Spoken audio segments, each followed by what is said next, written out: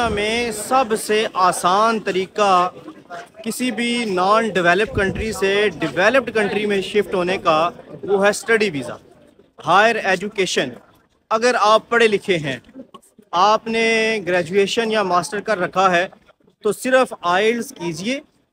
5.5 minimum bands हैं, 6 band ले लीजिए और आप स्वीडन या फिर इसके अलावा यूके, ऑस्ट्रेलिया, कनाडा, यूएसए, किसी भी कंट्री में आप अप्लाई करें।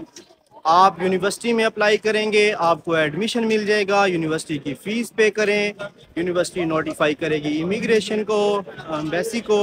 वहाँ पे आप अपना वीज़ा फ़ाइल एप्लीकेशन फ़ाइल करें कि मैंने हायर एजुकेशन के लिए जाना है, मुझे एडमिशन मिल चुका है, फीस मैं पे कर चुका हूँ यूनिवर्सिटी की।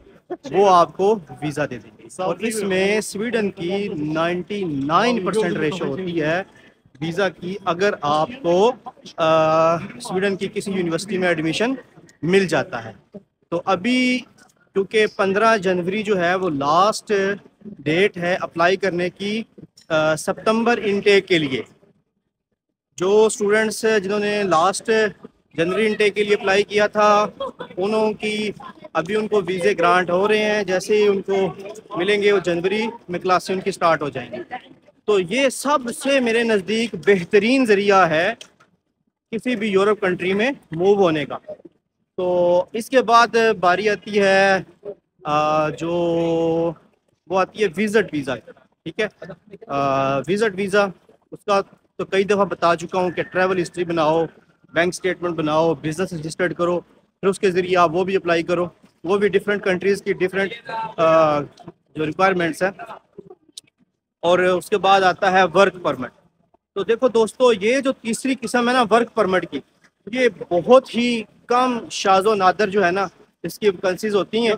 तो इसलिए एजेंट्स लोग जो होते हैं इसके 18 लाख 20 लाख रुपए डिमांड करते हैं। उसकी रीज़न ये होती है कि बेसिकली इसकी प्राइस इतनी ज़्यादा नहीं होती।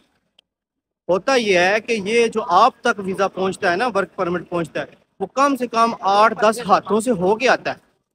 एक बंदा, फिर दूसरा, फिर तीसरा, फिर चौथा। जो आपको दे रहा होता है वो हो सकता है 5वां हो या 8वां हो या 10वां हो। तो उस हिसाब से वीज़े की कास्ट बढ़ जाती है। तो वैसे इसकी इतनी कास्ट नहीं है, ठीक है। विजिट वीज़ा तो वैसे ही बिल्कुल थोड़ी सी फीस होती है, 50 यूरो, 100 यूरो या डॉलर, इससे ज़्यादा तो होती नहीं है। तो मैंने आपको एजुकेट करने की कसम खाई है और मैं अपनी पूरी करता रहूँगा इंशाल्लाह। बहुत शुक्रिया, अपना ख्याल रखिएगा। मेरा यूट्यूब चैनल सब्सक्राइब कर